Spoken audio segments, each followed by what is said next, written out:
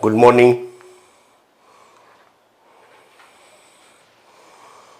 Good morning. मेरी आवाज आ रही है? मैं दिखाई दे रहा हूं, मेरी आवाज आ रही है आप लोगों को?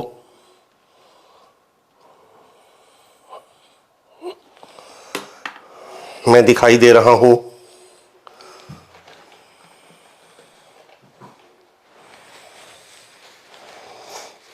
मेरी आवाज आ रही है? Good morning Abhishek Babu, not good evening.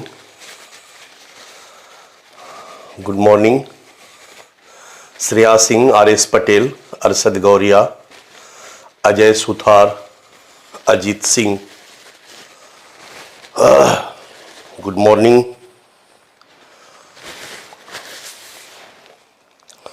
Everyone.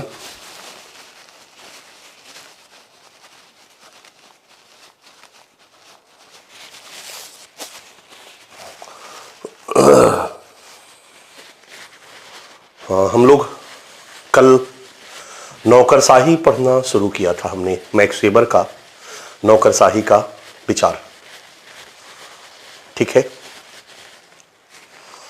और हमने ये बताया था कि उस समय की पृष्ठभूमि क्या थी, कैसे नौकरशाही व्यवस्था के रूप में मार्क्स के समय में राज्य नौकरशाही का प्रचलन था, लेकिन वेबर काल तक आते आते आधुनिक पूंजीवाद का विकास शुरू हो गया था। वेबर काल तक आते आते मतलब मार्क्स कालीन पूंजीवाद से थोड़ा सा परिवर्तन आया था और औद्योगिक संगठनों में भी नौकरशाही व्यवस्था के तहत काम किया जाने लगा था। यह बदलाव था जहां तर्कसंगत तरीके से संगठन के, औद्योगिक संगठन के समस्याओं को सॉर्ट आउट किया जा रहा था।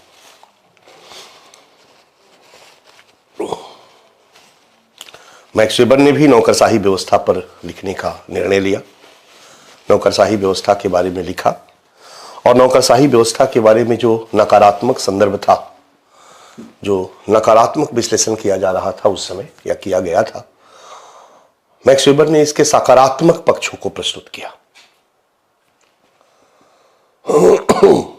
तो मैक्स वेबर के अध्ययन का उद्देश्य हम लोगों ने देख लिया था, नौकरशाही व्यवस्था का विश्लेषण करना, इसको नकारात्मक संदर्भ से बाहर निकाल के इसके सकारात्मक पक्षों को प्रस्तुत करना, और अगर कहा जाए तो मार्क्स के विचारों का एक विकल्प प्रस्तुत करना, ये भी आप कर सकते हैं। यहां तक हम लोग कर लिए थे। हम लोगों का सेकेंड डायमेंशन शुरू होने वाला था, नौकरशाही के बारे में मैक्स वेबर का विचार, जो हम आज से शुरू कर रहे हैं। आज इसको नौकरशाही के बारे में मैक्स वेबर का विचार, डन। यहीं से था बच्चा लोग, आप फटाफट बताते जाओ हमें। नौकरशाही के बारे में मैक्स वेबर का विचार, नौकरशाही व्यवस्था के बारे में मैक्स वेबर का विचार, यही पढ़ना था, यही पढ़ना था। जल्दी से लिखो।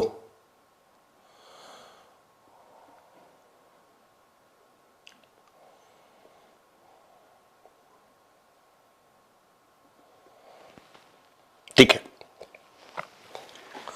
ब्यूरोक्रेसी, प्रशासन तंत्र के बारे में मैक्स वेबर का विचार। मैक्स वेबर के मिथोडोलॉजी से आप परिचित हो, ठीक है। मैक्स वेबर मनुष्य को अन्य जानवरों से पृथक एक चेतनशील प्राणी मानता, जो इस धरती पर आने के बाद सोच विचार कर, विवेक का प्रयोग करते हुए, चिंतन की क्षमता का प्रयोग करते हुए, किसी न किसी उद्देश्य को ध्यान में रखकर क्रिया करता है, व्यवहार करता है।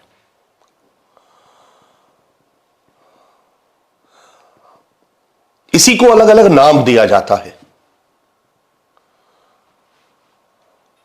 शिक्षा व्यवस्था, परिवार व्यवस्था, विवाह व्यवस्था, कोचिंग व्यवस्था,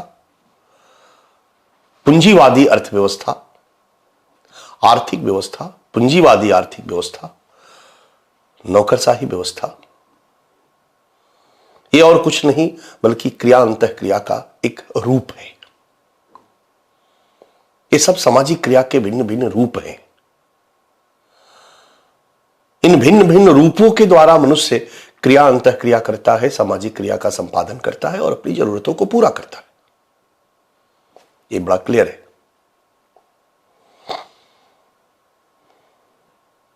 सत्ता भी क्रिया अंतःक्रिया का रूप है, जहां एक आदेश देता है, दूसरा आदेश का पालन करता है।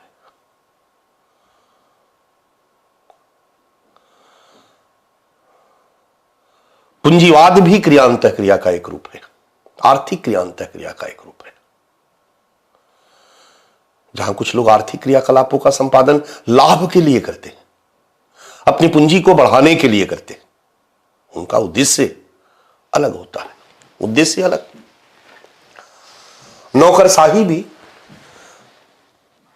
क्रिया अंतःक्रिया का एक रूप है, सामाजिक क्रिया का एक रूप है, लेकिन एक वैयक्तिक क्रिया का रूप नहीं है, बल्कि सामूहिक क्रियाकलापों के संपादन का एक तरीका है। यहां ध्यान रखिएगा, सामूहिक, सामूहिक।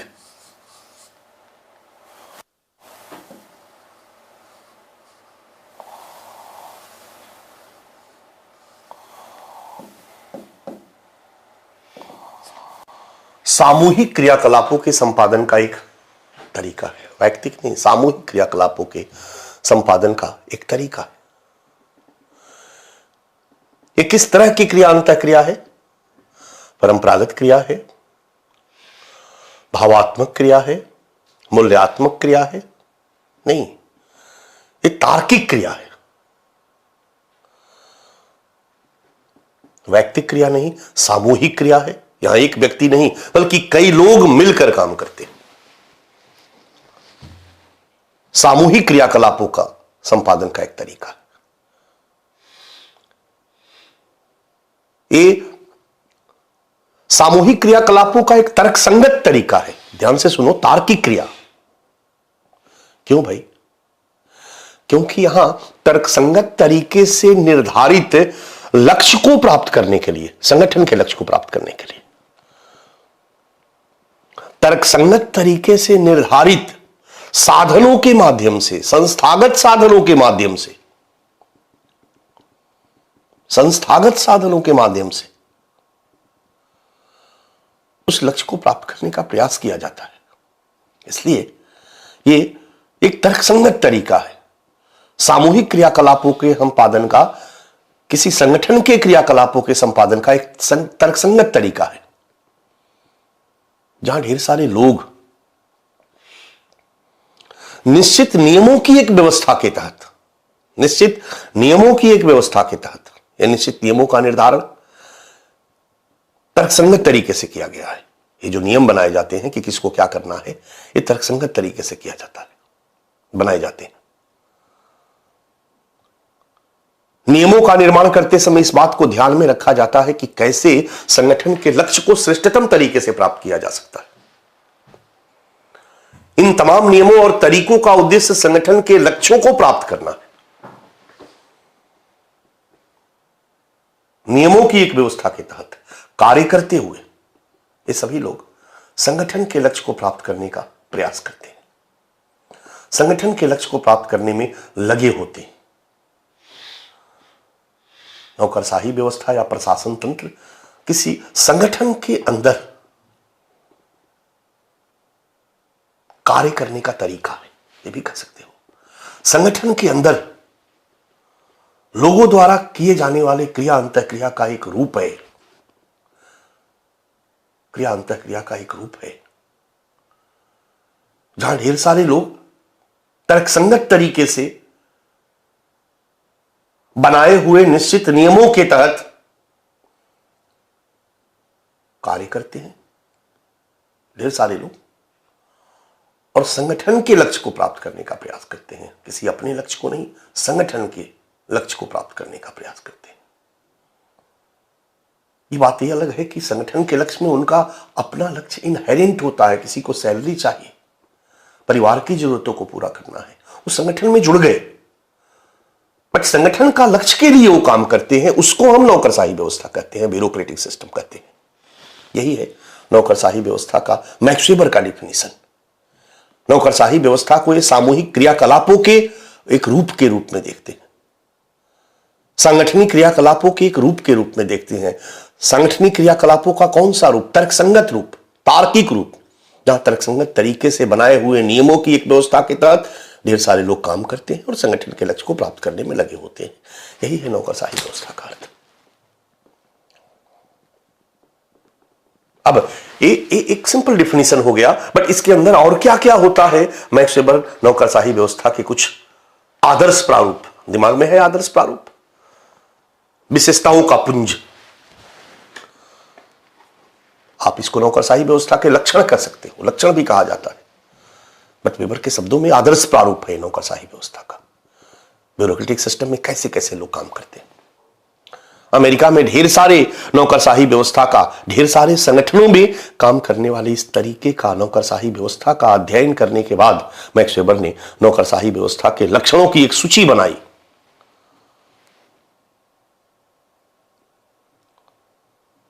और तब जाके नौकरशाही व्यवस्था के बारे में एक विचार प्रस्तुत किया, आइडियल टाइप दिया या अर्थ और लक्षणों की चर्चा की। नौकरशाही व्यवस्था सामूहिक या सांगठनिक क्रियाकलापों का एक तर्कसंगत तरीका है, एक रूप है, जहां ढेर सारे लोग तर्कसंगत तरीके से बनाए हुए नियमों की एक व्यवस्था के तहत, किसको क्या क्या करना है, किसको कैसे करना है, सब कुछ तर्कसंगत तरीके से बनाया गया है। नियमों की एक व्यवस्था के तहत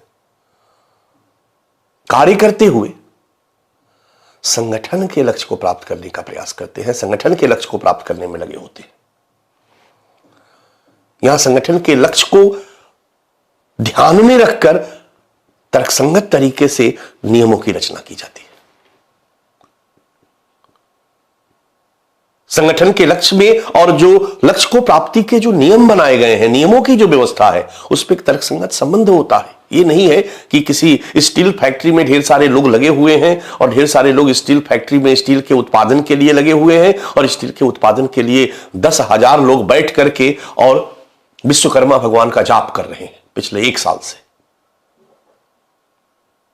धार्मिक मान्यता है कि जाप करेंगे विश्वकर्मा भगवान खुश होंगे, टैस होगा। नहीं, ये जो मान्यता है, ये जो तरीका है और जो लक्ष्य है, इसके मध्य कोई तर्कसंगत संबंध नहीं है। मेरी बातों को ध्यान से सुनो। यहां तो स्टील उत्पादन के लिए लोग ऐसे तरीकों का निर्माण करते हैं, इसमें किया जाता है जो तर्कसंगत हो, जिसको करने से स्टील का उत्पादन संभव होता हो। तो इन नियमों की व्यवस्था का निर्माण तर्कसंगत तरीके से किया जाता है, जहां नियमों में और संगठन के लक्ष्य में एक तर्कसंगत संबंध होता है। पूरा फोकस्ड तर्कसंगत तरीके से किए गए क्रियाकलापों पर, जिसका उद्देश्य है संगठन के लक्ष्य को बेहतर तरीके से प्राप्त करना, बेहतर तरीके से प्राप्त करना, बेहतर तरीके से प्राप्त करना। इसमें काम करने वाले अधिकारियों और कर्मचारियों का चयन योग्यता के आधार पर किया जाता है। इस संगठन में काम करने वाले, नौकरशाही व्यवस्था के तहत संगठन में काम करने वाले अधिकारियों और कर्मचारियों का चयन योग्यता के आधार पर किया जाता है। लिखित परीक्षा प्रणाली के द्वारा या इंटरव्यू के द्वारा, किसी न किसी परीक्षा प्रणाली के द्वारा उनकी योग्यता का परीक्षण किया जाता है और तब उनका चयन किया जाता है। उनकी क्या योग्यता होनी चाहिए, इसका निर्धारण संगठन के लक्ष्य को ध्यान में रखकर किया जाता है। उनके द्वारा किए जाने वाले कार्यों को, जो किया जाएगा, उन कार्यों को ध्यान में रखकर के किया जाता है। उनकी योग्यता में और संगठन के लक्ष्य में एक तर्कसंगत संबंध होता है। संगठन का लक्ष्य यदि कंप्यूटर चलाना है तो उसके लिए दौड़ होनी चाहिए, 56 इंच का सीना होना चाहिए, 5 मिनट में 3 किलोमीटर दौड़ पूरी करनी चाहिए, लॉन्ग जंप इतना होना चाहिए, हाई जंप इतना होना चाहिए। इस तरह की अर्हताएं नहीं बनाई जाएगी। आप देखो डीएम के लिए नहीं होता, लेकिन वहीं पर आईपीएस के लिए होता है। दरोगा के लिए होता है। तो अलग अलग जो योग्यता का स्केल बनाया जाएगा वो संगठन के लक्ष्य को ध्यान में रख करके तर्कसंगत तरीके से बनाया जाएगा। उसी स्केल के आधार पर, योग्यता के आधार पर अधिकारियों और कर्मचारियों का चयन किया जाता है और चयन करने के बाद उनको जो काम करना है उसके लिए अलग से ट्रेनिंग दी जाती है, प्रशिक्षण दिया जाता है। अब प्रशिक्षण भी कैसा दिया जाएगा, प्रशिक्षण का क्या स्वरूप होगा, इसका निर्धारण तर्कसंगत तरीके से किया जाता है, संगठन के लक्ष्य को ध्यान में रखकर किया जाता है। और प्रशिक्षण के उपरांत संगठन के कार्यों को श्रम विभाजन के तहत अलग अलग समूहों में बांट दिया जाता है। यहां श्रम विभाजन और विशेषीकरण के तरीके को स्वीकार किया जाता है। Why division of labour and specialisation? Because division of labour और स्पेशलाइजेशन से कार्य की गुणवत्ता में सुधार होता है। डिवीजन ऑफ लेबर और स्पेशलाइजेशन से प्रति व्यक्ति उत्पादकता बढ़ती है, उत्पाद की क्वालिटी सुधरती है। इसलिए इस संगठन में भी डिवीजन ऑफ लेबर और स्पेशलाइजेशन के तहत कार्यों को अलग अलग व्यक्तियों और समूहों में करने के लिए बांट दिया जाता है। इस ब्यूरोक्रेटिक सिस्टम में बांट दिया जाता है। जिसको जो काम करना है उसी के लिए उनको परीक्षण दिया जाता है, प्रशिक्षण दिया जाता है। अगर एक ही संगठन में किसी को, अगर आप टेक्निकल काम करना है तो उनको टेक्निकल का प्रशिक्षण दिया जाएगा, किसी को कुछ और काम करना है तो उसको उस और का प्रशिक्षण दिया जाएगा।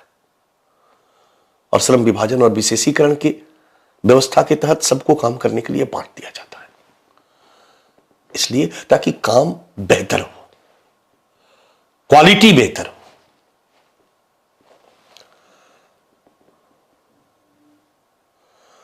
सब काम को मन लगाकर करें और काम को जिम्मेदारी पूर्वक करें, इसके लिए उनकी जिम्मेदारियों का निर्धारण किया जाता है। और इस जिम्मेदारियों के निर्धारण के लिए संगठन में एक सोपानिक व्यवस्था या सत्ता संरचना को निर्मित किया जाता है, हायरार्किकल सिस्टम, जिसमें संगठन में कुछ अधिकारी कर्मचारी सबसे टॉप पे होते हैं, बाकी कुछ कुछ उसके नीचे होते हैं, फिर कुछ उसके नीचे होते हैं। और इसका भी निर्माण बड़े व्यवस्थित तरीके से किया जाता है। मान लीजिए संगठन के कामों को 10 भागों में बांट दिया गया, तो एक होगा जो पूरे संगठन का हेड होगा, और फिर 10 जो भाग या विभाग होंगे, 10 जो होंगे वो सभी विभागों के हेड होंगे। फिर हर विभाग के अंदर उप विभाग बनाया जाएगा और हर उप विभाग के कुछ हेड होंगे, और हर उप विभाग के हेड के अंतर्गत ढेर सारे लोग काम करेंगे, ढेर सारे लोग काम करेंगे। आपको भारत में, आप पुलिस ऑर्गेनाइजेशन को अगर देखना चाहते हो तो देख सकते हो, किसी भी राज्य में पुलिस ऑर्गेनाइजेशन एक नौकरशाही व्यवस्था के रूप को परिलक्षित करता है, जिसका उद्देश्य है राज्य में लॉ एंड ऑर्डर बहाल करना। राज्य में लॉ एंड ऑर्डर बहाल करने के लिए सबसे पहला काम, राज्य को कुछ प्रशासनिक इकाइयों में बांट दिया जाता है, मतलब कुछ जिलों में बांट दिया गया, और प्रत्येक जिला के हेड के रूप में पुलिस अधिकारियों की नियुक्ति कर दी जाती है। एसपी, एसपी, एसपी, हर जिले का एक एसपी हो गया। अगर हम इसको ऊपर से कहें तो राज्य में सबसे पहले एक पुलिस हेड बनाया जाता है, डीजीपी।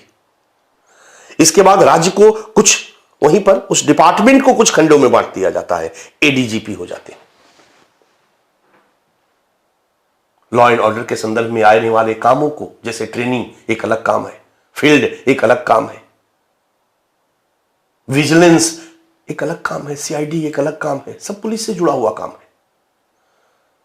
सबके अलग अलग हेड होते हैं, इन सबका हेड होता है डीजीपी।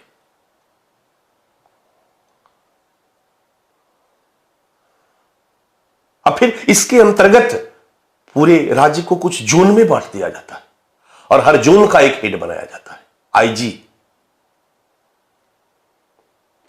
5 जिला, 6 जिला, 7 जिला का एक जोन बन गया, 7-8 जिला का एक जोन, और जोन का हेड आईजी। 10 जिला का एक हेड आईजी।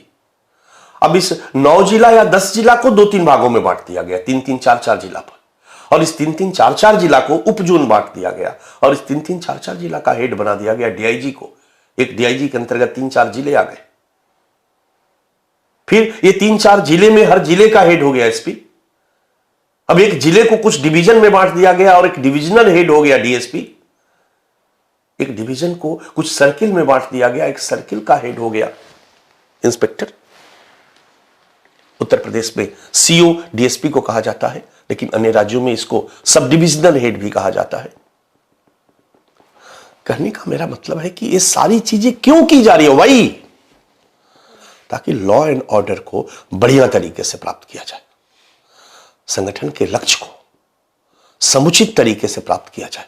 इसके लिए ये सारी चीजें क्या हो रही है? भावात्मक क्रिया हो रही है या तार्किक क्रिया? तार्किक क्रिया, तो तर्कसंगत तरीके से श्रम विभाजन और विशेषीकरण की व्यवस्था के तहत काम को करने के लिए बांट दिया जाता है और एक उत्तरदायित्व का निर्धारण किया जाता है ताकि लोग प्रॉपर तरीके से काम करें। और सोपानिक सत्ता संरचना, यहां सत्ता है, सत्ता आ रहा ना, ऑथोरिटी, सत्ता संबंध आ रहा, सत्ता संबंध आ रहा। डीजीपी डीआईजी को, आईजी को आदेश देगा, आईजी डीआईजी को आदेश, एक हायरार्की सिस्टम है। इस सत्ता संबंधों के तहत, ऑथोरिटी रिलेशन के तहत निचले अधिकारियों और सभी अधिकारियों और कर्मचारियों को अपने से ऊपर के अधिकारियों और कर्मचारियों के प्रति उत्तरदायित्व का निर्धारण किया जाता है। आप इनके प्रति उत्तरदायी होंगे। जिला के सभी डीएसपी एसपी के प्रति रिस्पॉन्सिबल होंगे, उत्तरदायी होंगे। सभी इंस्पेक्टर डीएसपी एसपी के प्रति उत्तरदायी होंगे। एक उदाहरण मैं दे रहा हूं, उनको रिपोर्ट करेंगे। जो काम करेंगे ये लिखित नियमों की व्यवस्था के तहत करेंगे, लिखित रूप में करेंगे। यहां जो काम होगा ये सब कुछ रिटन फॉर्म में होगा। मैक्स वेबर कहते हैं ये फॉर्मल स्ट्रक्चर होता है इसमें। अब यहां फॉर्मल शब्द, फॉर्मल और इनफॉर्मल, औपचारिक और अनौपचारिक। अनौपचारिक का मतलब नियमों की कोई निश्चित लिखित व्यवस्था नहीं होती है। जरा ये कर देना भैया, अच्छा ठीक है कर देते हैं, जरा ये कर देना भैया, ठीक है कर देते हैं। ये इनफॉर्मल तरीका है काम करने का। और फॉर्मल तरीका है कि रिटन आदेश जाता है। एसपी ऑफिस से एक आदेश निर्गत हुआ, मेरी बात समझ में आया? डीजीपी ऑफिस से एक आदेश निर्गत हुआ, ट्रांसफर पोस्टिंग चाहे किसी भी काम के लिए। मगर सब इंस्पेक्टर को, इंस्पेक्टर को एक आदेश देना होगा तो एसपी ऑफिस से एक आदेश आया रिटन। अब इंस्पेक्टर को उस आदेश का पालन करना है। इंस्पेक्टर ने उस काम को किया और काम करने के बाद उसका जवाब रिटन फॉर्म में एसपी को दे दिया कि मैंने आपके इस आदेश का पालन किया। तो सब कुछ औपचारिक तरीके से होता है, लिखित नियमों के तहत होता है। सभी अधिकारी और कर्मचारी जो काम करते हैं इस तरह से रिटन फॉर्म में काम करते हैं और अपने काम करने की रिपोर्ट को संचिकाओं में रखते हैं, रजिस्टर में रखते हैं। एसपी ऑफिस से जो रिपोर्ट नीचे ऑर्डर आएगा, उस ऑर्डर की एक कॉपी नीचे जाएगा जिसको काम करना है और एक कॉपी रजिस्टर में उसको फाइल बना के रख दी जाएगी। फाइलों में नीचे डीएसपी ने अगर उस ऑर्डर का पालन किया तो ऑर्डर का पालन करने का एक रिपोर्ट तैयार करके और रिपोर्ट एसपी को भेजेगा और उसकी एक कॉपी अपने यहां फाइल में रख देगा। तो लिखित रूप में संचिकाओं के माध्यम से काम किया जाता है। सोचो ये सब कुछ क्यों किया जा रहा? ये सब कुछ बड़े तर्कसंगत तरीके से बनाया गया है। ये मैं नहीं बोल रहा हूं, मैक्स वेबर बोल रहा हूं ताकि संगठन के लक्ष्य को बेहतर तरीके से प्राप्त किया जा सके।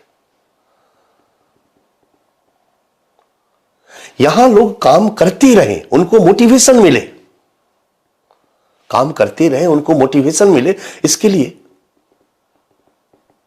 उनकी नौकरी को स्थायी कर दिया जाता है, परमानेंट। क्योंकि जब तक अपनी रोजी रोटी का तनाव रहेगा उनको, उनका काम में मन नहीं लगेगा। इस बात को ध्यान में रखते हुए बड़े रेशनल तरीके से उनकी नौकरी स्थायी कर दी जाती है। स्थायी नौकरी, परमानेंट नौकरी, ताकि 30 साल तक अब अपने रोजी रोटी की उनको चिंता नहीं करनी है। अपने परिवार का भोजन कैसे चलेगा इसकी चिंता उनको नहीं करनी है। अपने इस परिवार के दायित्वों से निश्चिंत होकर के संगठन के लक्ष्य की प्राप्ति में वो लगे रह सकते हैं। फैमिली का प्रेशर नहीं है 30 साल तक। स्थायी नौकरी, एक निश्चित वेतन, ताकि वो अन्य दायित्वों का निर्वहन कर सके। यदि वो अन्य दायित्वों का प्रॉपर निर्वहन नहीं करेंगे तो निश्चित रूप से उनका काम में मन नहीं लगेगा, काम में मन नहीं लगेगा। एक निश्चित वेतन, स्थायी नौकरी, निश्चित वेतन और अन्य भत्ते भी उनको दिए जाते ताकि उनका काम में मन लग सके। याद करो, मार्क्स के समय में स्थायी नौकरी नहीं थी, मार्क्स के समय के औद्योगिक संगठनों में निश्चित वेतन नहीं था, कोई भत्ता होता नहीं था। वो तो सेठ मिनिमम मजदूरी देता था और डांट के भगा देता था। फलतः अलगाव बढ़ा था, ऐसा मार्क्स ने कहा। नंबर ऑफ एक्सीडेंट बढ़ा था, ऐसा बाद के विद्वानों ने रिसर्च में बताया। नंबर ऑफ एब्सेंटिज्म बढ़ा था, काम करने में मन नहीं लग रहा था। लेकिन धीरे धीरे पूंजीपति भी अलर्ट हो चुके थे, उनको लगने लगा था कि भाई वेतन ठीक ठाक देना चाहिए। स्किल्ड वर्कर की डिमांड ज्यादा थी और सप्लाई कम थी, ऑलरेडी उनका वेतन ज्यादा था। लेकिन अकुशल श्रमिकों का भी वेतन बढ़ा दिया गया था। औद्योगिक संगठन के मालिकों ने सोचा, प्रबंधन ने सोचा, अब चूंकि पढ़ा लिखा प्रबंधन आ गया था, वो तर्कसंगत तरीके से इन सब समस्याओं पर विचार कर रहा था। उसने ऐसा सोचा कि अगर परिवार का तनाव रहेगा मजदूरों पर तो मजदूर कारखाना में बेहतर काम नहीं करेंगे, प्रति व्यक्ति उत्पादकता घटेगी। वो मजदूरों का भला करने के लिए नहीं, बट प्रति व्यक्ति उत्पादकता को बढ़ा करके संगठन के लक्ष्य को बेहतर तरीके से प्राप्त करने के लिए एक निश्चित वेतन की व्यवस्था निर्धारित करता है, उनकी नौकरी को परमानेंट बना देता है। जब तक तलवार लटकता रहेगा तब तक तनाव में रहेगा मजदूर, नंबर ऑफ एक्सीडेंट बढ़ेगा, एब्सेंटिज्म बढ़ेगा, काम में मन नहीं लगेगा, प्रति व्यक्ति उत्पादकता बढ़ेगी, घटेगी, उत्पाद की गुणवत्ता खराब होगी।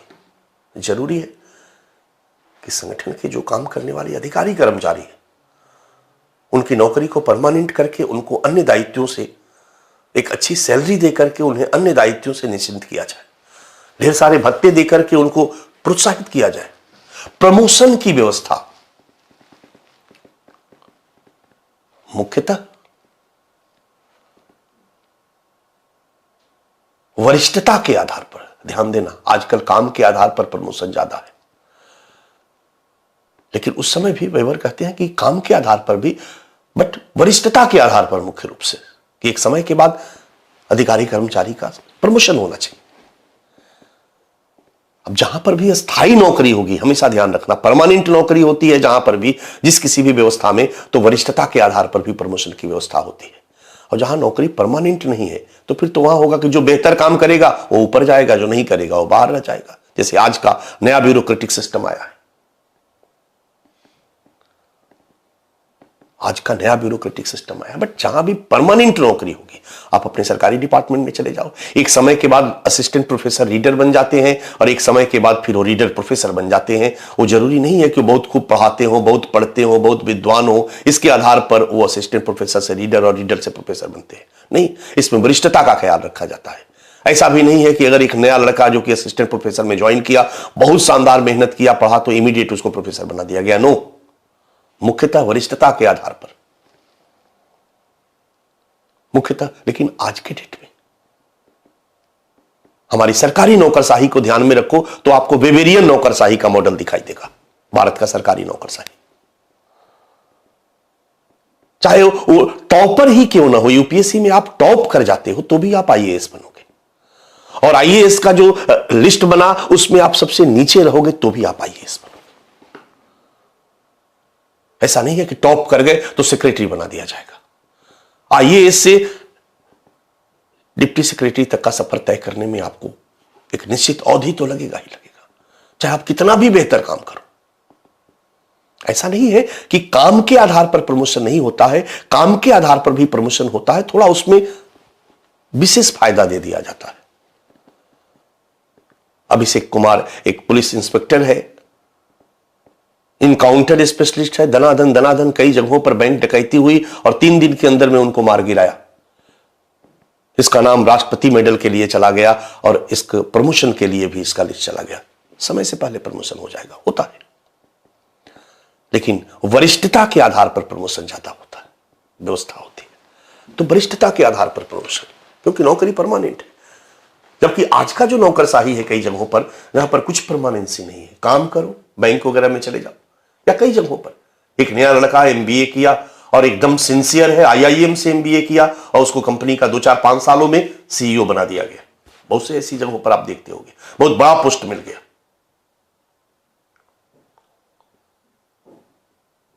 तो प्राइवेट सेक्टर में होता है, सरकारी में नहीं होता है। मैक्स वेबर का जो नौकरशाही व्यवस्था का आइडियल टाइप है, मैक्स वेबर ने जिस नौकरशाही व्यवस्था की बात की है, मैक्स वेबर ने नौकरशाही व्यवस्था के जिन लक्षणों की बात की है, उसमें स्थायी नौकरी, निश्चित वेतन, अन्य भत्ते और मुख्यतः वरिष्ठता के आधार पर प्रमोशन की, पदोन्नति की व्यवस्था होती है। ये किस लिए? ताकि अधिकारी कर्मचारी को काम करने में मन लगे, वो यहां से जुड़ाव महसूस करे संगठन के काम के साथ और दिल लगा करके काम करे। तभी संगठन के लक्ष्य को श्रेष्ठतम तरीके से प्राप्त किया जा सकता।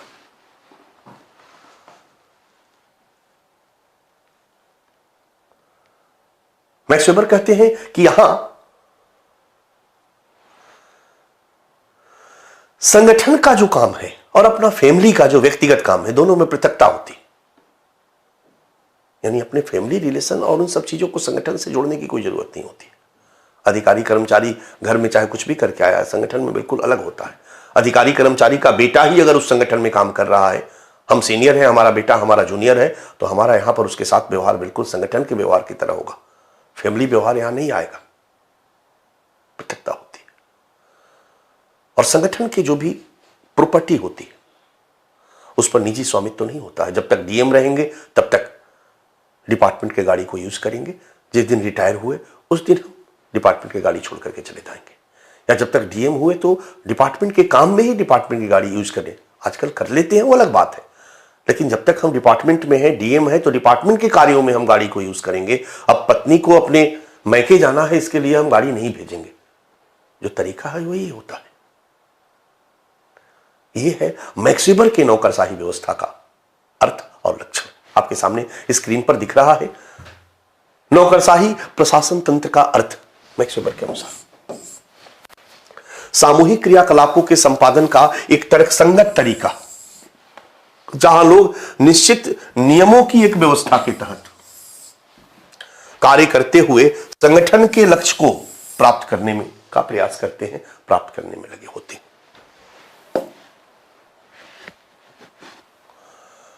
वेबर के अनुसार नौकरशाही व्यवस्था के लक्षण या आदर्श प्रारूप। वेबर के अनुसार नौकरशाही व्यवस्था के लक्षण या आदर्श प्रारूप, देखते जाओ बच्चा।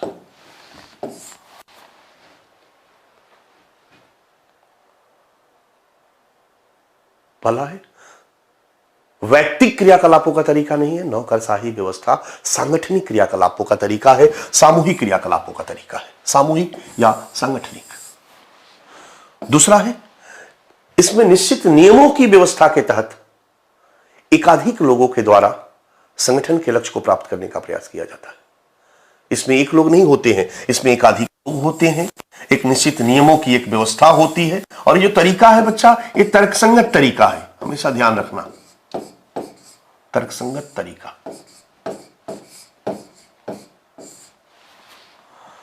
तर्कसंगत तरीका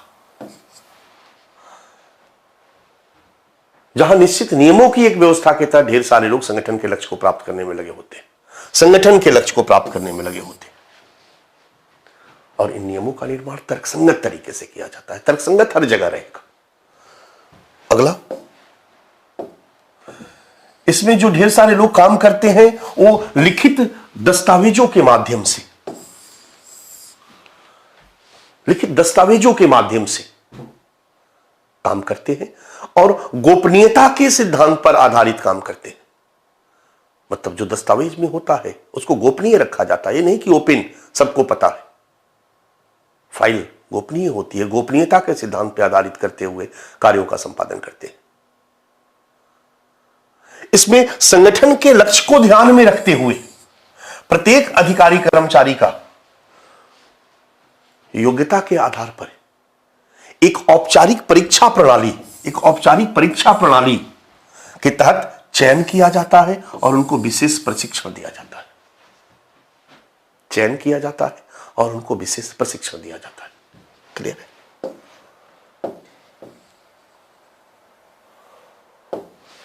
इसमें श्रम विभाजन एवं विशेषीकरण, इसमें श्रम विभाजन और विशेषीकरण के तहत मैं बता चुका हूं कार्यों का संपादन करवाया जाता है। तो श्रम विभाजन और विशेषीकरण की एक व्यवस्था जहां प्रत्येक कार्य को विशेषीकृत व्यक्तियों के द्वारा संचालित किया जाता है, हर काम। इसमें पदों की एक हायरार्किकल सिस्टम होता है जहां प्रत्येक व्यक्ति, अधिकारी, कर्मचारी अपने से ऊपरी अधिकारी कर्मचारी के प्रति उत्तरदायी होता है।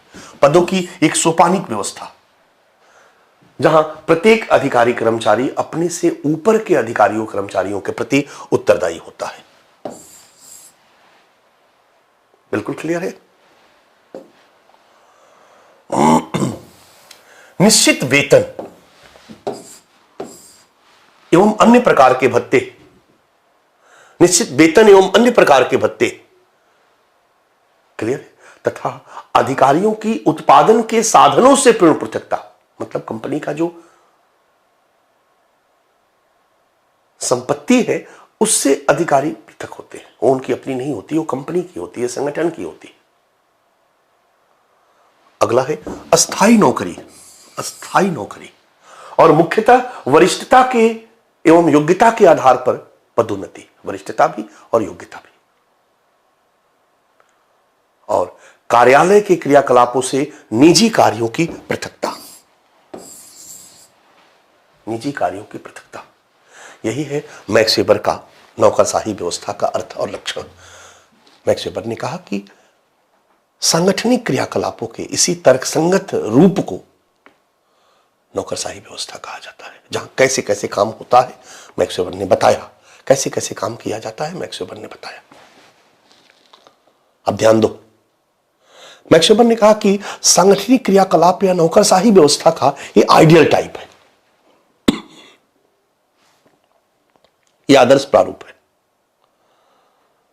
जिसको मैक्स वेबर ने ढेर सारे नौकरशाही व्यवस्था का, नौकरशाही संगठनों का अध्ययन करके बनाया। मैक्स वेबर कहते हैं कि 100% योग्यता के अनुसार और वरिष्ठता के अनुसार प्रमोशन व्यवहार के किसी संगठन में हो ही ये जरूरी नहीं। संगठन के क्रियाकलाप और निजी कार्यों में 100% पृथकता हो ही ये जरूरी नहीं है। मैंने कहा नहीं कि डीएम अपनी गाड़ी को पत्नी को मैके जाने के लिए दे देता है, 100% हो ही ये जरूरी नहीं है। 100% योग्यता के आधार पे ही बहाली हो रही हो ये जरूरी नहीं है। मेरा ब्रदर इन लॉ साला, आपको अच्छी तरह पता है साला एक प्रिय रिश्ता होता है, को मैंने योग्यता को इग्नोर करके संगठन में बहाल कर लिया, होता है व्यवहार में। मैक्स वेबर कहते हैं कि ये जो भी नौकरशाही व्यवस्था के लक्षणों की सूची हमने बनाई, ये नौकरशाही व्यवस्था का आदर्श प्रारूप है, आइडियल टाइप है, आइडियल टाइप है, आइडियल टाइप दिमाग में है, जिसको ढेर सारे नौकरशाही व्यवस्था या संगठनों का अध्ययन करके इसको बनाया गया है। ये आदर्श रूप कल्पना में है, व्यवहार में कोई भी नौकरशाही संगठन में ये सारे के सारे 100% लक्षण पाए जाएं ये जरूरी नहीं है बच्चा। वेबर कहते हैं पाए जाए जरूरी नहीं है।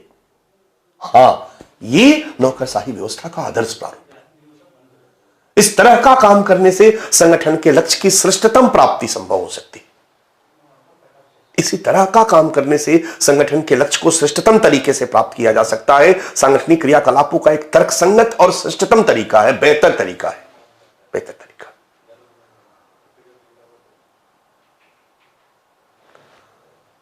इसका एक और उपयोग है कि किसी भी संगठन के नौकरशाही व्यवस्था का यदि आपको अध्ययन करना, अगर आपको दिल्ली में एमटीएनएल या बीएसएनएल, बीएसएनएल का नाम आप सुने होंगे, जो भारत में टेलीफोन उपभोक्ताओं को, मोबाइल उपभोक्ताओं को मोबाइल सुविधा प्रदान करने का काम करती है, एक पूरा का पूरा ऑर्गेनाइजेशन है, ऑर्गेनाइजेशन है। यहां पर बीएसएनएल में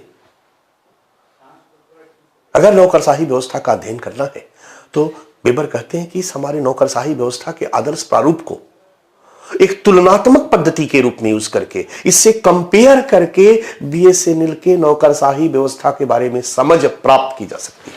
अब समझ में आ गया, आदर्श प्रारूप हम लोगों ने पढ़ा था, समझ प्राप्त की जा सकती है। बीएसएनएल के नौकरशाही व्यवस्था के बारे में समझ प्राप्त की जा सकती है। ये नौकरशाही व्यवस्था का आदर्श प्रारूप है, जिसको तुलनात्मक पद्धति के रूप में यूज करके किसी भी संगठन के ब्यूरोक्रेटिक सिस्टम का अध्ययन किया जा सकता है। क्लियर है? और ये जो आदर्श प्रारूप है, ये आदर्श है, शुद्ध है। और ये आधुनिक पूंजीवादी समाज में सांगठनिक क्रियाकलापों का यही तरीका है, एक तर्कसंगत तरीका है। इससे संगठन के लक्ष्यों को श्रेष्ठतम तरीके से प्राप्त किया जा सकता है।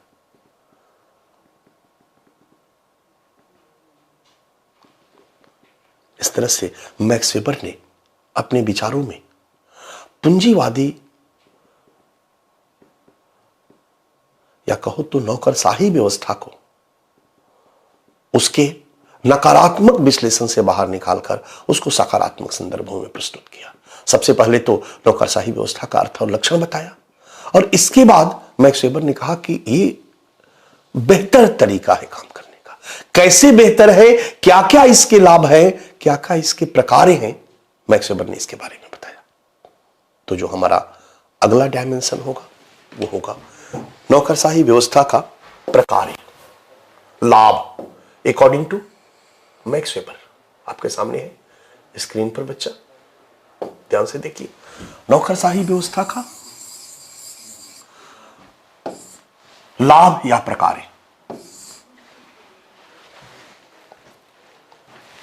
नौकरशाही व्यवस्था का लाभ या प्रकार है।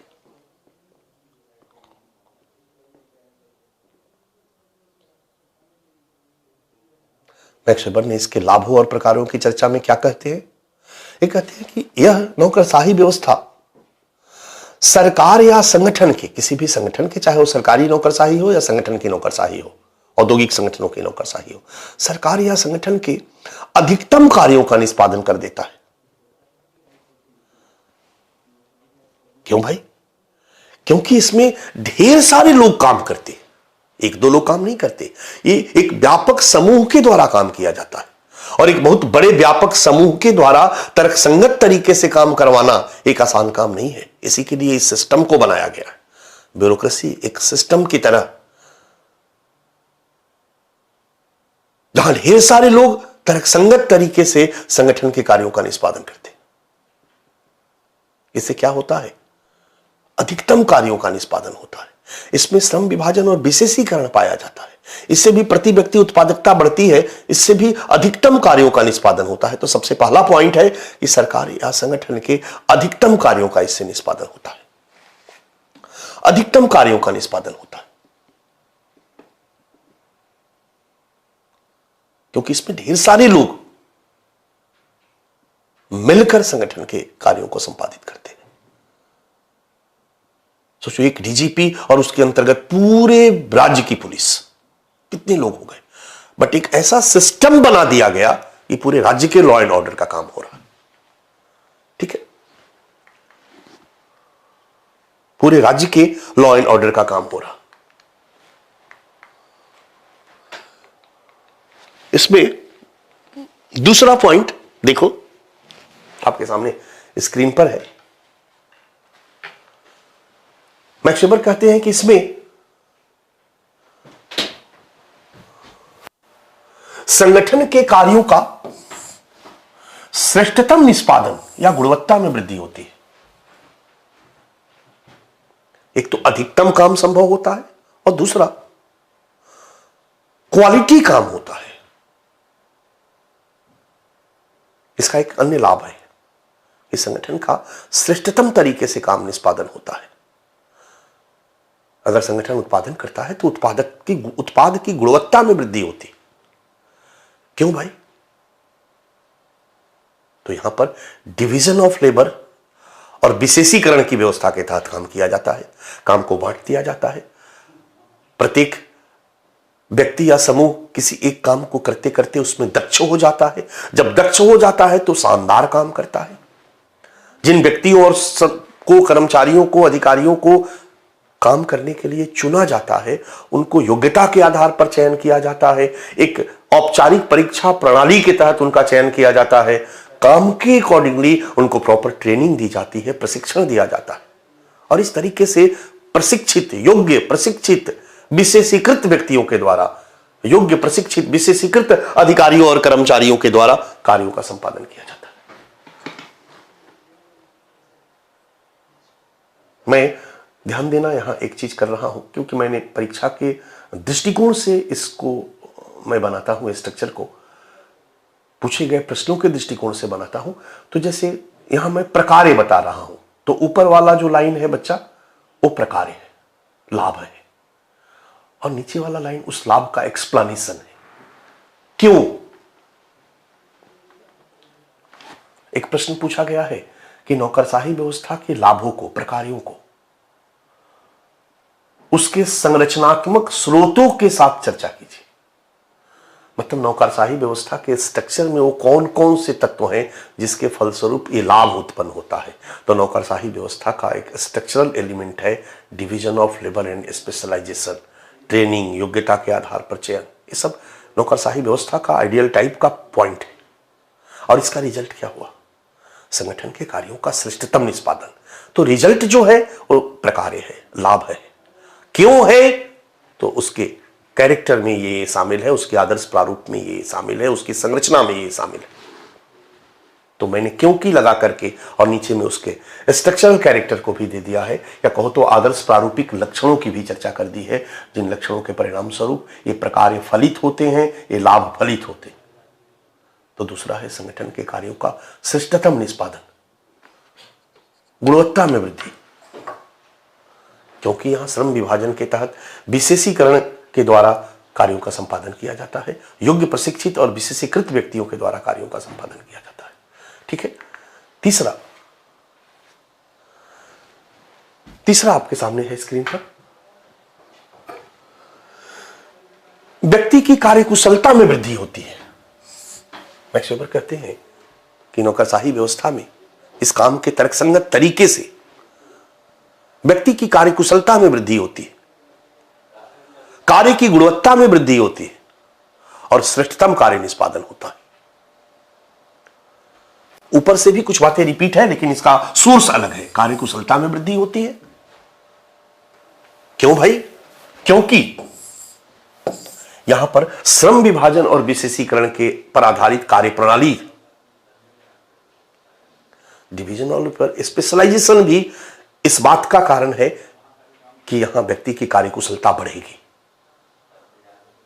क्योंकि वो लगातार एक ही काम को कर रहा है, कई वर्षों से उस काम को करते करते विशेषीकृत हो चुका है, दक्ष हो चुका है। तो कार्यकुशलता में वृद्धि होती है।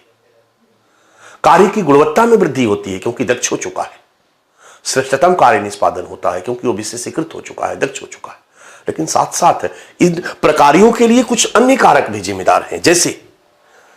जैसे यहां प्रत्येक व्यक्ति को निश्चित वेतन दिया जाता है, प्रत्येक व्यक्ति को कुछ भत्ते दिए जाते हैं। काम करने के बाद प्रमोशन मिलता है। प्रमोशन मिलता है तो काम करने का मन करता है ना, और अच्छा करेंगे, और अच्छा करेंगे तो प्रमोशन होगा। प्रमोशन मिलता है और नौकरी भी अस्थायी होती है, जिससे मन लगाकर आदमी काम करता है। तो नौकरशाही व्यवस्था का तीसरा प्रकार है कि इसमें व्यक्ति की कार्यकुशलता में वृद्धि होती है, कार्य की गुणवत्ता में वृद्धि होती है और श्रेष्ठतम कार्य निष्पादन होता है, क्योंकि यहां श्रम विभाजन और विशेषीकरण पर आधारित कार्य प्रणाली तथा प्रत्येक व्यक्ति को निश्चित वेतन, भत्ते एवं पदोन्नति एवं अस्थायी नौकरी की व्यवस्था होती है, एवं अस्थायी नौकरी की व्यवस्था होती है। ठीक है। इसके बाद चौथा है आपके सामने, कार्य दक्षता और कार्य निष्पादन में वृद्धि होती है। इसमें कार्य दक्षता एवं कार्य निष्पादन में वृद्धि होती है। ठीक है। और इसका एक प्रमुख कारण है कि इसमें प्रत्येक व्यक्ति या कर्मचारी को ऊपर उठने का समान अवसर मिलता है। यह भी एक बहुत बड़ा फैक्टर है। इसका परिणाम यह होता है, चाहो तो नीचे वाला ऊपर रख करके और नीचे में रिजल्ट के रूप में दिखा सकते हो। प्रकार्य, ये लक्षण, प्रकार्य, लक्षण, प्रकार्य, संरचनात्मक स्रोत, प्रकार्य, फलतः प्रकार्य। चूंकि हमने हेडिंग प्रकार्य दिया है इसलिए प्रकार्य को पहले रखा है और स्रोत को नीचे में रखा है।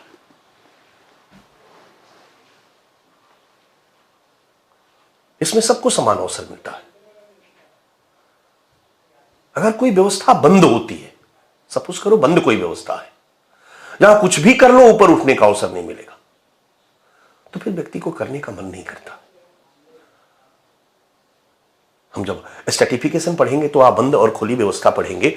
जहां बंद व्यवस्था होती है वहां गतिशीलता कम हो जाती है। जाति व्यवस्था एक बंद व्यवस्था है।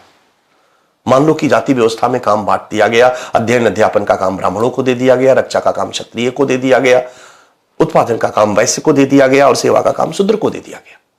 अब अगर कोई वैश्य चाहे कि अपने उत्पादन के कामों को इतना शानदार तरीके से करे ताकि वो भी ऊपर उठ जाए, तो नहीं हो सकता है।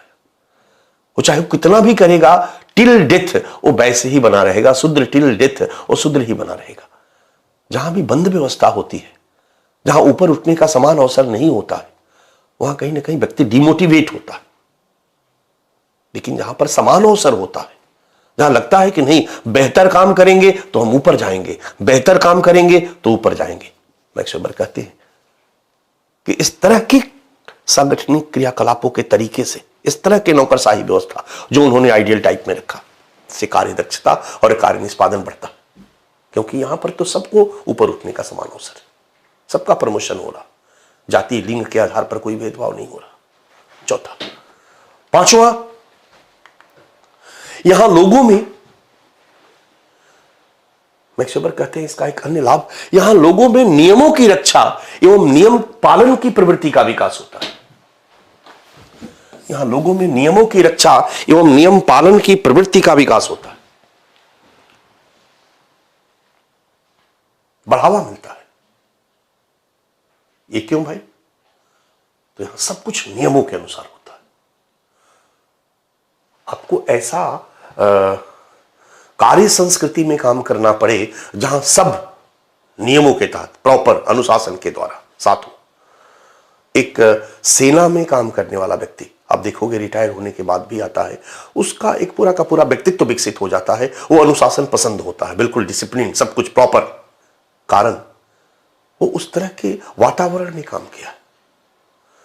नौकरशाही व्यवस्था में सब कुछ औपचारिक नियमों की संरचना के तहत होता है, एकदम बिल्कुल फॉर्मल तरीके से सारा काम हो रहा है, सब कुछ नियमों के अनुसार हो रहा है। तो उसमें काम करने वाले अधिकारियों कर्मचारियों में नियमों की रक्षा, नियमों की पालन की टेंडेंसी डेवलप हो जाती है। ये मैक्स वेबर कहते हैं, नियमों की पालन की टेंडेंसी डेवलप हो जाती है। और ये समाज के लिए अच्छा है, ये लोकतंत्र के लिए अच्छा है, ये लोकतंत्र के लिए अच्छा है, जहां सारे लोग नियमों के अनुसार काम करें। इस तरह की टेंडेंसी होनी चाहिए समाज में। ये भी इसका एक लाभ है अकॉर्डिंग टू मैक्स वेबर। इसका एक छठा लाभ, 6 नंबर लाभ हम देखते हैं। मैक्स वेबर ने बताया कि इससे लोकतांत्रिक व्यवस्था का संपोषण होता है, लोकतंत्र का संपोषण होता है। लोकतंत्र का संपोषण क्यों होगा भाई? लोकतंत्र क्या है? स्वतंत्रता, समानता और सामाजिक न्याय के मूल्यों पर आधारित एक व्यवस्था है। समानता, समान अवसर, सबको स्वतंत्रता, सबको समान अवसर, सबके साथ न्याय। और जो वेबेरियन नौकरशाही है, वेबर द्वारा जो नौकरशाही का लक्षण बताया गया, आदर्श प्रारूप बताया गया बच्चा, इसको वेबेरियन नौकरशाही कहा जाता है। मतलब मैक्स वेबर की नौकरशाही व्यवस्था, मैक्स वेबर द्वारा प्रस्तावित नौकरशाही का आदर्श प्रारूप। वेबेरियन नौकरशाही में भी क्या है? योग्यता को महत्व दिया जाता है। चयन जाति के आधार पर नहीं, लिंग के आधार पर नहीं। लोकतांत्रिक राजनीतिक व्यवस्था में जाति लिंग के आधार पर कोई भेदभाव नहीं किया जाता है। यहां पर भी जाति लिंग प्रजाति के आधार पर कोई भेदभाव नहीं किया जाता है, सबको समान अवसर दिया जाता है। चयन का तरीका योग्यता होता है। योग्य हो तो चाहे किसी भी जाति धर्म लिंग से हो, आपका चयन होगा। ये आधुनिक नौकरशाही व्यवस्था का परिणाम रहा कि महिलाओं को भी नौकरी करने का अवसर मिला। यह आधुनिक नौकरशाही व्यवस्था का परिणाम रहा कि जातीय सोपान में भारत में जब ये प्रचलन में आया तो निम्न जातियों को भी काम करने का अवसर मिला, निम्न जातियों को भी सीनियर बनने का अवसर मिला, एसपी, डीएम और डीजीपी बनने का अवसर मिला। यह आधुनिक नौकरशाही व्यवस्था नहीं होती तो शायद इनको वो अवसर नहीं मिलता। एक तर्कसंगत तरीका है, इसमें योग्यता को महत्व दिया जाता है, इस समान अवसर के सिद्धांत पर आधारित है और लोकतंत्र भी एक तर्कसंगत राजनीतिक व्यवस्था है। इसमें भी समान अवसर के सिद्धांत को महत्व दिया जाता है, योग्यता के को महत्व दिया जाता है। इसलिए आधुनिक नौकरशाही व्यवस्था में काम करते करते योग्यता और समान अवसर के सिद्धांत को महत्व देने से व्यक्ति के अंदर लोकतांत्रिक मूल्य मजबूत होता है और लोकतंत्र का विकास होता है, लोकतंत्र का संपोषण होता है, लोकतांत्रिक व्यवस्था का संपोषण होता है। मैक्स वेबर एक प्रकार है, एक लाभ यह भी बताते हैं। सातवां लाभ मैक्स वेबर बताते हैं, ध्यान से देखो। ये प्रशासनिक नियंत्रण और राजनीतिक नियंत्रण के बीच पृथकता संभव होती है इस नौकरशाही व्यवस्था से। अब ध्यान रखो, वेबर ने जो पहले वाले लक्षण बताए वो जनरल बताए, लेकिन उस समय दो तरह का नौकरशाही व्यवस्था प्रचलन में था बच्चा। एक राज्य नौकरशाही, कल मैं चर्चा कर चुका हूं, और एक औद्योगिक संगठनों की नौकरशाही व्यवस्था। राज्य नौकरशाही व्यवस्था और औद्योगिक संगठनों की नौकरशाही व्यवस्था, ये दोनों प्रचलन में था। ध्यान में है? राज्य नौकरशाही व्यवस्था प्रचलन में था, इसलिए नौकरशाही व्यवस्था का जम के नकारात्मक विश्लेषण किया जा रहा था। मैक्स वेबर ने नौकरशाही व्यवस्था के नकारात्मक विश्लेषण से बाहर निकालकर उसे सकारात्मक संदर्भ में प्रस्तुत किया, इसलिए वो राज्य नौकरशाही के लाभों की भी कुछ चर्चा करी। वो राज्य नौकरशाही के बारे में भी कहता है कि भाई ये काम करने का तर्कसंगत तरीका है। जो आधुनिक लोकतांत्रिक राजनीतिक व्यवस्था का उद्भव हो चुका था मैक्स वेबर के समय में, और राज्य नौकरशाही का विकास हो चुका था। लॉ एंड ऑर्डर को मेंटेन करने में राज्य नौकरशाही काम कर रही थी। यह बात अलग है कि वो पक्षपात कर रही थी, टेस्ट जो भी करे, लेकिन मैक्स वेबर कहता है कि काम करने का तर्कसंगत तरीका है भाई। और अगर हम राज्य नौकरशाही के संदर्भ में देखें तो इसका सबसे प्रमुख लाभ है कि यह प्रशासनिक नियंत्रण और राजनीतिक नियंत्रण के बीच पृथकता को संभव बनाता है। राजनीतिक नियंत्रण अलग है, जहां हमारे द्वारा चुने हुए प्रतिनिधि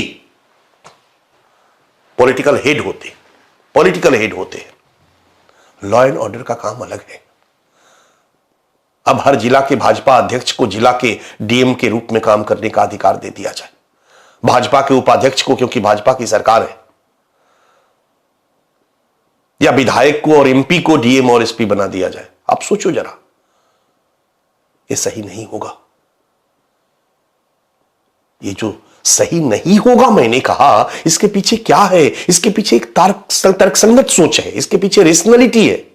समाज रेशनलाइजेशन की प्रक्रिया है। According to Max Weber, society या social change is a process of rationalisation, जहां एक कम रेशनल समाज से समाज अधिक रेशनल समाज की ओर परिवर्तित होता है, जहां वर्क रेशनल सोसाइटी से ज्विक रेशनल सोसाइटी की ओर परिवर्तन होता है, जहां मूल्य उन्मुख तार्किक क्रिया की प्रधानता वाले समाज से लक्ष्य उन्मुख तार्किक क्रिया की प्रधानता वाले समाज में परिवर्तन होता है। मानव समाज के विकास के साथ रेशनलिटी का विकास होता है, हुआ है। जैसे जैसे हम विकसित होते जा रहे हैं, हमारे क्रियाकलापों पर तर्क का प्रभाव बढ़ता जा रहा है। हम और ज्यादा तर्कसंगत तरीके से अपने क्रियाकलापों का संपादन करते हैं और अपनी समस्याओं को सॉर्ट आउट करते हैं। याद रखो, मार्क्स पूंजीवाद के विकास के साथ पूंजीवाद कोलैप्स नहीं होगा, एक्सप्लॉयटेशन नहीं बढ़ेगा, class polarisation dash dash dash नहीं होगा। पूंजीवाद के विकास के साथ व्यक्ति की तार्किकता की क्षमता का विकास होगा और तर्कसंगत तरीके से व्यक्ति अपनी इन समस्याओं को सॉर्ट आउट करेगा। ये सॉर्ट आउट का परिणाम है ब्यूरोक्रेटिक सिस्टम, ये सॉर्ट आउट का परिणाम है औद्योगिक संगठनों में नौकरशाही व्यवस्था को लागू करके काम करवाना, ताकि संगठन के समस्याओं को, कॉन्फ्लिक्ट को रिजॉल्व किया जा सके और संगठन को लाभकारी स्थिति में पहुंचाया जा सके। राज्य नौकरशाही में भी ये सोच तार्किकता पर आधारित है कि पॉलिटिकल हेड एडमिनिस्ट्रेटिव हेड नहीं बन सकता है। एडमिनिस्ट्रेशन के लिए योग्य व्यक्तियों की जरूरत होती है, एडमिनिस्ट्रेशन के लिए काम के अकॉर्डिंगली ट्रेनिंग की जरूरत होती है। इसलिए एडमिशन के लिए योग्यता के आधार पर चयन किया जाना चाहिए अधिकारियों कर्मचारियों का, काम के अकॉर्डिंगली ट्रेनिंग दी जानी चाहिए अधिकारियों और कर्मचारियों का, श्रम विभाजन और विशेषीकरण की व्यवस्था के तहत काम को बांटकर करवाना चाहिए अधिकारियों और कर्मचारियों के बीच, और उनको एक निश्चित वेतन भत्ते आदि दिए जाने चाहिए ताकि उनकी कार्य की गुणवत्ता सुधर सके। ये एक तार्किक सोच को परिलक्षित करता है। इस नौकरशाही व्यवस्था के तहत प्रशासनिक नियंत्रण और राजनीतिक नियंत्रण के बीच पृथकता संभव होती है, जिससे प्रशासन का कार्य सुचारू रूप से संभव होता है, बेहतर तरीके से संभव होता है। स्टेट ब्यूरोक्रेसी के संदर्भ में मैक्स वेबर ने इसके लाभों की चर्चा की। तो आपके सामने है प्रशासनिक नियंत्रण और राजनीतिक नियंत्रण के बीच पृथकता संभव होता है राज्य नौकरशाही के लिए, क्योंकि इसमें संगठन, यहां पर संगठन कौन है बच्चा? कार्यपालिका। इसमें संगठन के कार्यपालिका के द्वारा राज्य के कार्यों का निष्पादन किया जाता है। विधायिका राज्य के कार्यों का निष्पादन नहीं करती, विधायिका राज्य के कार्यों का निष्पादन नहीं करती है। इसका जो छठा है, सातवां है, देखो आठवां आ जाओ, एक अन्य प्रकार है लोकतांत्रिक सरकार एवं जनता के बीच कड़ी के रूप में क्रियाशील होता है। यहां पर ये भी ध्यान दे दो बच्चा, ये भी राज्य नौकरशाही के लिए है। राज्य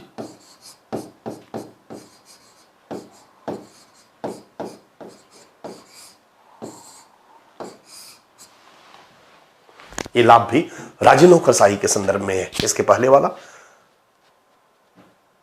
7 नंबर और 8 नंबर मैक्स वेबर कहते हैं कि जो राज्य की नौकरशाही है, जो कार्यपालिका है, ये लोकतांत्रिक सरकार और जनता के बीच कड़ी का काम करती है।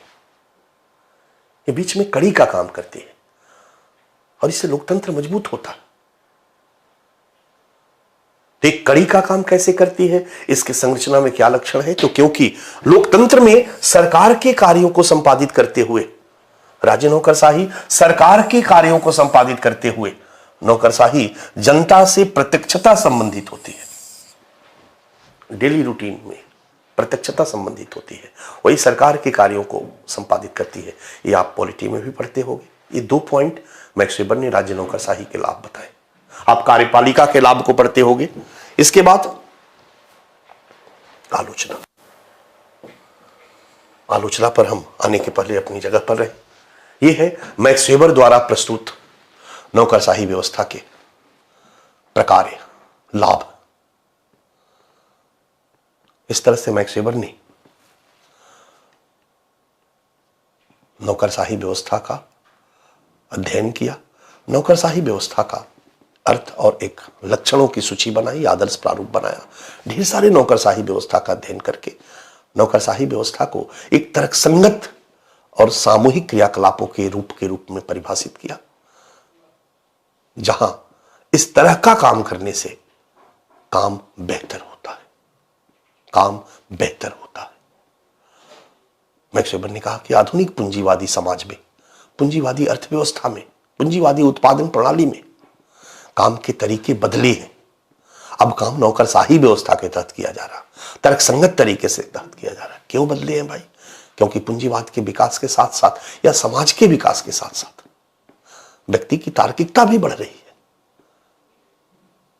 अब वो तर्कसंगत तरीके से चीजों को सॉर्ट आउट ऐतिहासिक रूप से करता आया है और कर रहा है।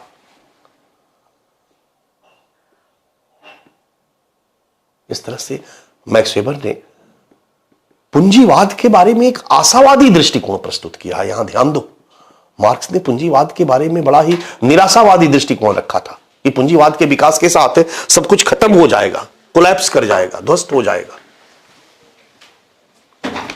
पूंजीवाद के विकास के साथ शोषण बढ़ेगा, पूंजी का संकेंद्रण होगा, वर्ग सर्वहाराकरण होगा, वर्ग ध्रुवीकरण होगा, और तब जाकर वर्ग चेतना का विकास होगा और एक हिंसक क्रांति होगी, साम्यवादी क्रांति। इसके बाद पूंजीवाद खत्म हो जाएगा। इस तरह का विश्लेषण पूंजीवाद के बारे में एक निराशावादी विश्लेषण है। अगर आज कंपेयर करो मार्क्स के विचारों का हम लोग किए हैं, तो पूंजीवाद कहां खत्म हुआ। आज पूंजीवाद तो दुनिया की सबसे प्रचलित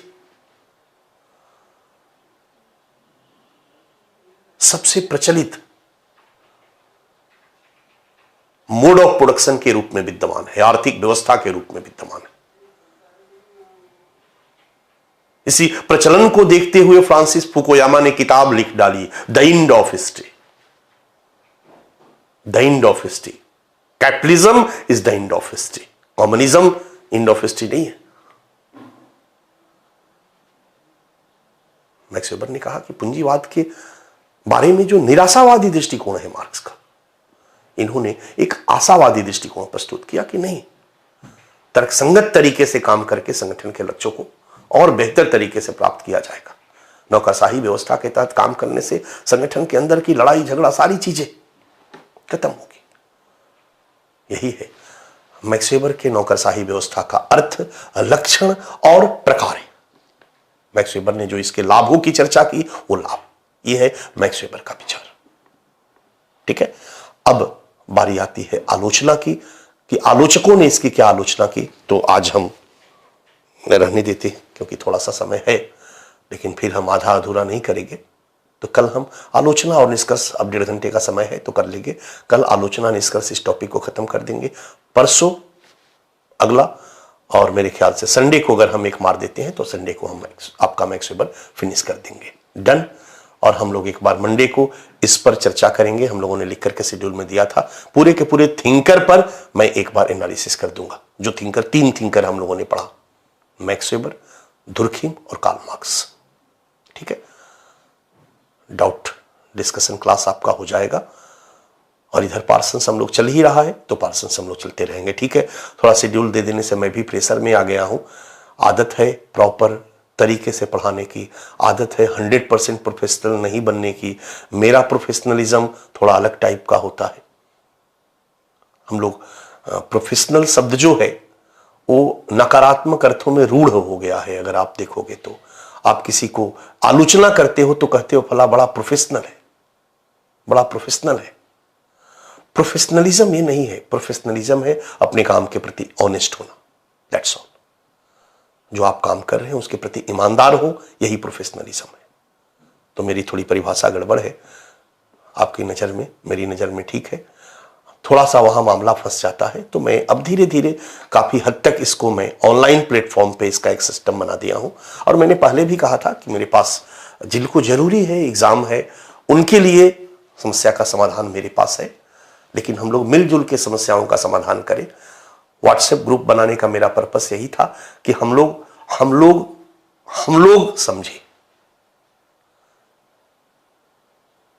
समझे, आप सुझाव दो, यथासंभव उस सुझाव को हम इंप्लीमेंट करें, सबका ध्यान रख करके इंप्लीमेंट करें।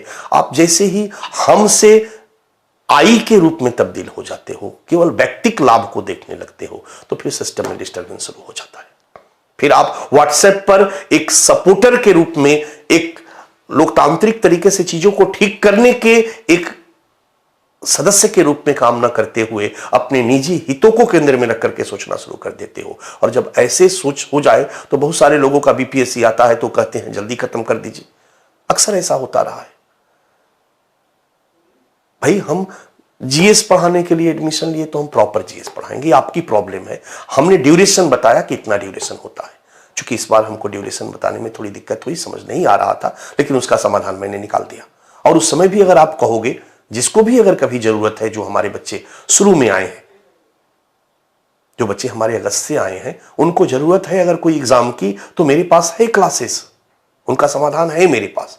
बट वो हमसे संपर्क करे और कहे कि सर मेरा एक एग्जाम है और मुझे जल्दी से छोड़ना है या मुझे खत्म करना है, तो उसका सॉल्यूशन है। वो 3 घंटे 3.5 घंटे के क्लास के द्वारा उनको सॉर्ट आउट किया जा सकता है। लेकिन अब जो बाद में जो हमारे बच्चे नवंबर में आए हैं, मेरे ख्याल से अक्टूबर नवंबर में आए हैं, तो उनके लिए कोई विशेष समस्या नहीं है। धीरे धीरे नवंबर दिसंबर के बाद आने वालों के लिए एक सिस्टम बन गया तो डबल क्लास के द्वारा उनको प्रॉपर सॉर्ट आउट कर दिया जाएगा। छोड़ के चलना खतरनाक है बच्चा। मैं अगर जल्दी जल्दी करना शुरू करूं, सिलेबस खत्म करने के लिए करना शुरू करूं कि जल्दी से खत्म कर देना है फिर नया कुछ करना है, तो वो दिक्कत होगी। आप इतना विश्वास करो, मैंने बताया था आपको कि ये नहीं कि इंडियन सोसाइटी के लिए इतना पैसा दे दो, सोशल जस्टिस के लिए इतना पैसा दे दो, एक अलग है। एक क्रैश कोर्स के लिए मैं क्रैश कोर्स वगैरह बहुत ज़्यादा नहीं कराता हूँ, क्योंकि मैं अपना फाउंडेशन ही इतना करा देता हूँ कि बच्चे को इसकी ज़रूरत नहीं पड़ती। क्रैश कोर्स के लिए एक फीस रख दिया, एक नया कोर्स तैयार कर दिया, अपने बच्चों को 50% डिस्काउंट देकर के उसमें ले लिया। क्वेश्चन आंसर डिस्कशन 1500-1600 प्रश्नों पे डिस्कशन एक अलग से कोर्स हो सकता है बच्चा, और एक अच्छा खासा क्राउड है जो क्वेश्चन आंसर डिस्कशन में भाग लेना चाहेगा। यहां भी हम कुछ बेच के कमा सकते हैं, जबकि हमारा अप्रोच है कि सब अब आ गए हो मेरे पास तो सोशियोलॉजी के लिए ना तो किसी अन्य कोर्स में आपको एडमिशन लेने की जरूरत पड़े, चाहे वो क्वेश्चन आंसर हो, चाहे वो एडवांस स्टेज हो, चाहे पीसीएस हो।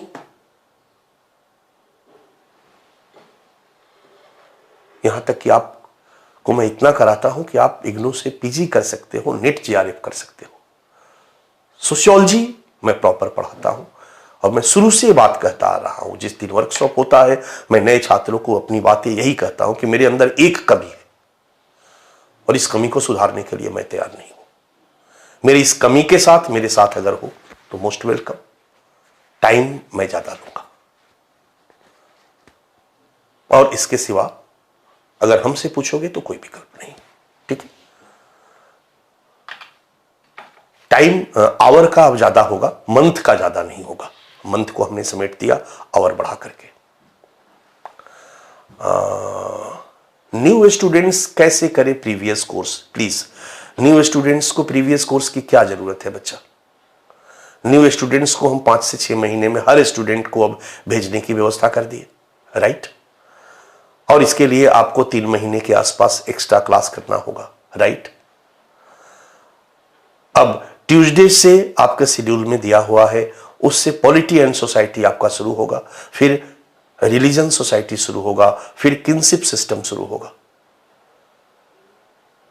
उस क्लास को आप करेंगे तो आपका ड्यूरेशन ऑटोमेटिक कम हो जाएगा, मंथ आपका कम हो जाएगा, आप 5 महीने 6 महीने में फ्री हो जाओगे। क्लियर श्रेया सिंह? डन? तो आपको आराम से हो गया प्रीवियस कोर्स। हाँ, अगर कोई बच्चा आज आया और वो चाहता है कि वीडियो कोर्स पे उसको पीछे का कोर्स सब चाहिए, तो उसके लिए एक उपाय है। उसको है कि 1-1.5 महीने में हम 10-10 घंटा पढ़ करके खत्म करना चाहते हैं, तो उसके लिए वो हमारी टीम से संपर्क करे, एक एप्लीकेशन लिखे जो हमारा सिस्टम बना हुआ है कि मुझे ऐसी ऐसी समस्या है, ये है, ये है, ये है, मुझे सारा कोर्स दे दिया जाए। हमें 1-1.5 महीने में खत्म कर देना है, 2 महीने में खत्म कर देना है, उसका भी सॉल्यूशन है। हर चीज का सॉल्यूशन है, लेकिन सॉल्यूशन ऐसा है जिससे आपका नुकसान ना हो या मेरा नुकसान ना हो, आपका भला हो। That's all. ठीक है,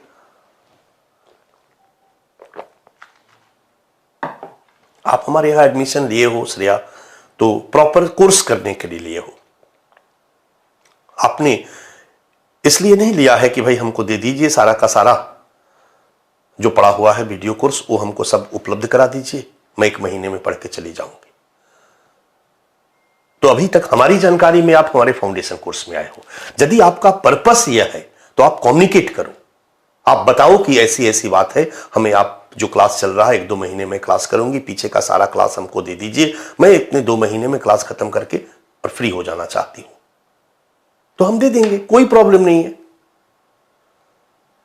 बट यूं ही नहीं ना, ऐसे ही कुछ बिखरे हुए अंदाज में सब कुछ चल रहा है। एक सिस्टम होना चाहिए, आपके पास से एक एप्लीकेशन आना चाहिए, हमें जानकारी होना चाहिए कि हमको किसको देना है, हम किसको दे रहे हैं, आपका नाम रजिस्टर में मेंटेन होगा और आपको क्लास पूरा का पूरा दे दिया जाएगा।